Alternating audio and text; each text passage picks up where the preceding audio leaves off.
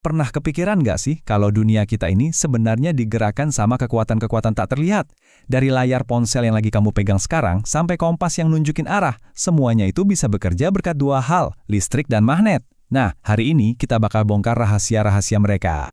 Kalau dipikir-pikir, ketiganya kayaknya beda banget ya kan? Satu buat nonton, satu buat nunjukin jalan, satu lagi buat nerangin ruangan.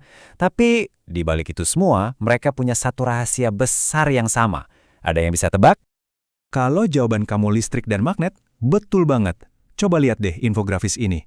Di bagian atas, kita bisa lihat gimana listrik itu ngasih tenaga ke berbagai teknologi, sementara magnet jadi kunci buat navigasi. Keduanya ini kayak dua sisi koin yang sama, yang bikin dunia modern kita berputar. Yuk, kita bedah satu persatu, mulai dari listrik dulu. Oke, kita mulai dari listrik. Mungkin kamu mikir listrik ya listrik aja gitu. Tapi ternyata sebenarnya ada dua jenis utamanya. Dan aku jamin kamu pasti udah pernah ketemu sama dua-duanya. Bahkan mungkin hari ini tanpa sadar.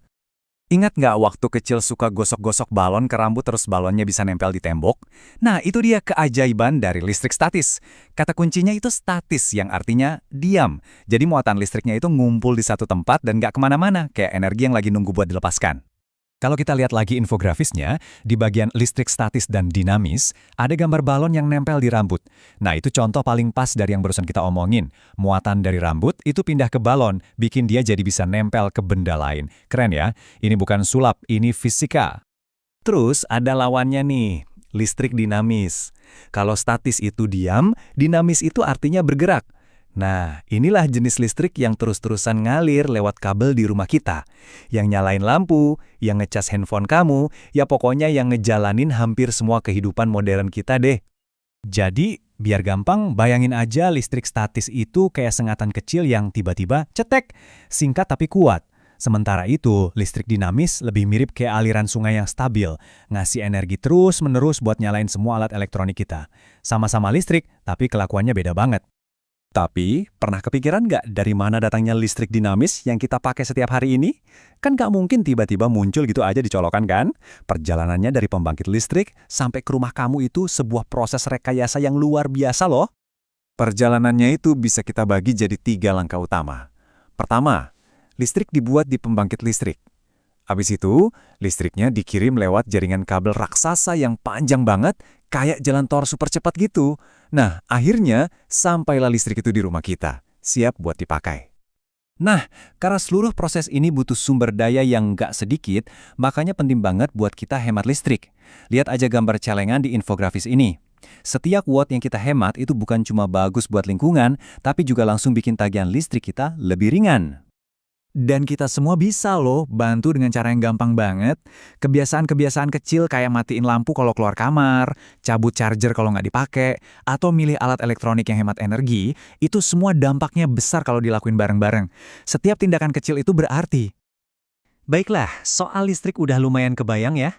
Sekarang kita pindah ke pasangannya yang nggak kalah misterius dan keren, magnet. Coba kita lihat lagi infografisnya, di bagian apa itu magnet. Di situ ada aturan paling dasarnya. Setiap magnet itu punya 2 ujung kekuatan, namanya kutub.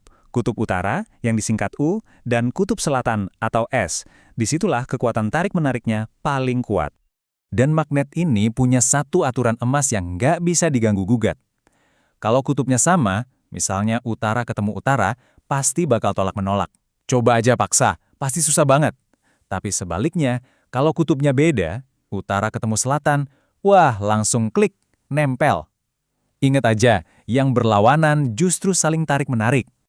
Terus si magnet kecil kita ini kayaknya mau ngasih tahu sesuatu ke kamu.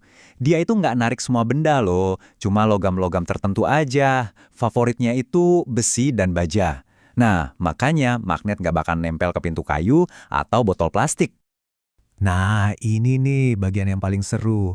Gimana kalau aku bilang, kamu nggak perlu beli magnet, kamu bisa bikin sendiri. Ada 3 cara gampang buat bikinnya, yuk kita lihat. Cara pertama bisa kamu lihat di bagian cara membuat magnet, namanya induksi. Ini cara paling gampang, kamu tinggal deketin aja magnet yang kuat ke paku misalnya. Nanti, medan magnet dari magnet aslinya bakal nular ke paku, bikin pakunya jadi magnet sementara. Keren kan? Cara kedua adalah dengan digosok. Coba perhatiin gambar nomor 2. Kamu ambil paku, terus gosok pakai salah satu kutub magnet. Tapi kuncinya, gosoknya harus satu arah, berulang-ulang. Gerakan ini bakal nyusun ulang partikel-partikel di dalam paku, jadi dia punya kekuatan magnet sendiri. Dan cara ketiga, disinilah dua dunia kita, listrik dan magnet, akhirnya ketemu. Kamu lilitin kawat di sekeliling paku, terus sambungin ke baterai. Tahu nggak, kamu baru aja bikin apa? Elektromagnet. Arus listrik yang ngalir lewat kawat itu menciptakan medan magnet. Ini bukti nyata kalau listrik dan magnet itu emang dua kekuatan yang saling berhubungan. Oke, kita udah ngobrolin banyak teori nih, dari jenis-jenis listrik sampai cara kerja magnet. Tapi yang namanya sains itu nggak cuma soal teori kan? Sekarang giliran kamu buat mencoba. Coba dilihat bagian ayo praktek di infografis ini. Anggap aja ini undangan buat kamu. Tentunya dengan bantuan orang tua ya. Coba salah satu cara membuat magnet yang udah kita bahas tadi. Pengalaman langsung itu guru terbaik. Dan kamu bakal lihat sendiri sains bekerja di depan mata kamu. Listrik dan magnet ini cuma dua dari sekian banyak keajaiban tak terlihat yang ada di alam semesta kita. Apa yang kita pelajari hari ini baru permulaannya aja. Jadi pertanyaan terakhir dari aku, kira-kira rahasia ilmiah apa lagi ya yang bakal kamu ungkap selanjutnya? Jangan pernah berhenti bertanya dan mencoba. Tetaplah penasaran.